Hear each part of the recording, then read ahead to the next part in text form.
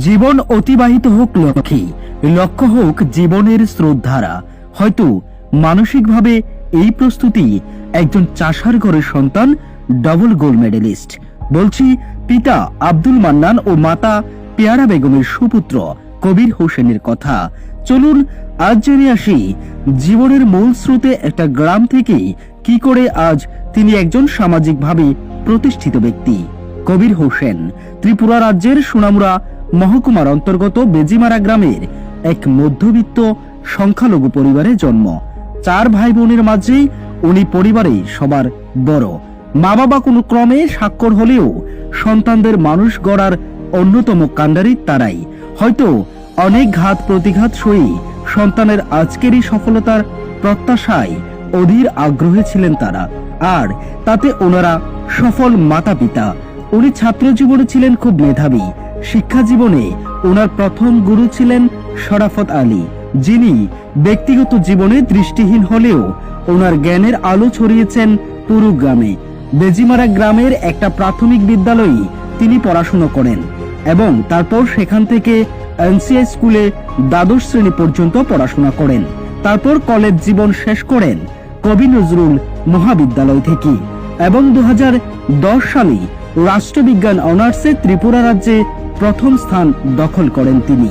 পরবর্তীতে বাংলাদেশের প্রধানমন্ত্রী শেখ হাসিনা, বাংলাদেশের বর্তমান শিক্ষামন্ত্রী দীপুমণি, ভারতের প্রাক্তন উপরাষ্ট্রপতি হামিদ আনসারি, ত্রিপুরার প্রাক্তন রাজ্যপাল DY পাতিল, প্রাক্তন মুখ্যমন্ত্রী মানিক সরকারের উপস্থিতিতেই প্রথমবার স্বর্ণপদক লাভ করেন। হ্যাঁ, এটাই ছিল প্রথম বাবা মায়ের স্বপ্ন পূরণ। তবে কথাই আছে, জীবন যুদ্ধে ঘাত প্রতিঘাত ওপরওয়ালা সৃষ্টি। কবির হোসেন যেদিন MA ভর্তি হওয়ার জন্য যাবেন, ঠিক সেই দিনে ওনার বাবার একটা মর্মান্তিক অ্যাক্সিডেন্ট হয় এবং ভেঙে পড়েন গোটা পরিবার। অনিশ্চয়তায় পড়ে যায় কবির হোসেনের পড়ালেখা। ভেঙে পড়েন তিনি। কথাই আছে, ভেঙে পড়া ডাল থেকেও নতুন চারার জন্ম হয়।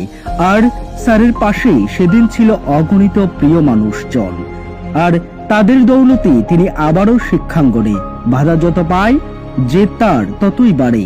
আর সমস্ত প্রতিকূলতা কাটিয়ে তিনি MA-তে ফার্স্ট ক্লাস ফার্স্ট হয় এবং সমস্ত খুশি ফিরে আসে পরিবারে। তিনি দ্বিতীয়বারের জন্য গোল্ড মেডেল পান তৎকালীন রাষ্ট্রপতি ডক্টর প্রণব মুখার্জির হাত ধরে।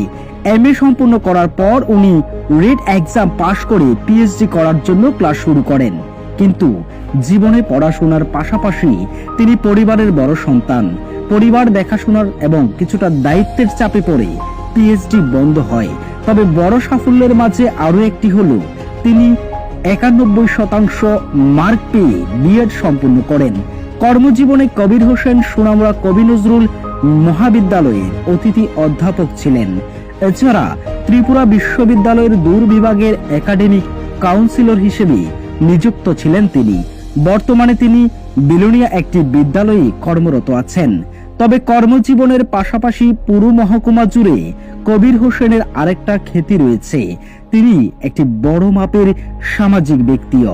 তিনি পরিচালনা করছেন স্বপ্নপূরণ নামে সামাজিক সংস্থা, যাতে 100 এর অধিক সদস্য কাজ করছে প্রতিনিয়ত। তাছাড়া আরো বেশ কয়েকটি শিক্ষা প্রতিষ্ঠানের সাথে যুক্ত থেকে অনেক বেকার যুবক যুবতীদের কর্মস্থানের সুযোগ করে দিয়েছেন তিনি। তার মধ্যে অন্যতম সাকসেস টিউশন সেন্টার, যার মূলত প্রতিষ্ঠাতা কবির হোসেন হলেও এখন তার প্রতিষ্ঠানটি তিনি তুলে দিয়েছেন ওনার দ্বারা প্রতিষ্ঠিত কিছু ছাত্রছাত্রীদের হাতেই, যেটা কলেজ স্তরের ছাত্রছাত্রীদের জন্য নির্ভরযোগ্য প্রতিষ্ঠান। তিনি এছাড়াও একটা মাদ্রাসা ও একটি ইংরেজি মাধ্যমের স্কুলের প্রতিষ্ঠাতা।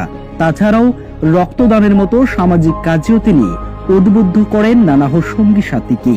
সর্বোপরি তিনি যেমন মহকুমার গর্ব, মহকুমার ভালোবাসা, তেমনি করে উনি ভালোবাসেন মা বাবা সহ প্রিয় কন্যা ফাতেমা বিনতে কবিরকে এবং স্ত্রী শাহিদা আক্তারকে সহ ভাই বোন এবং আত্মীয় পরিজনদের। স্যার, আপনার মতো মানুষ এইভাবে প্রতিটা মা বাবার স্বপ্ন পূরণে সচেষ্ট হোক। পুরো মহকুমা নয়, পুরো রাজ্য জুড়ে এমনি করে খ্যাতি ছড়িয়ে পড়ুক। আপনার শুভেচ্ছা রইল।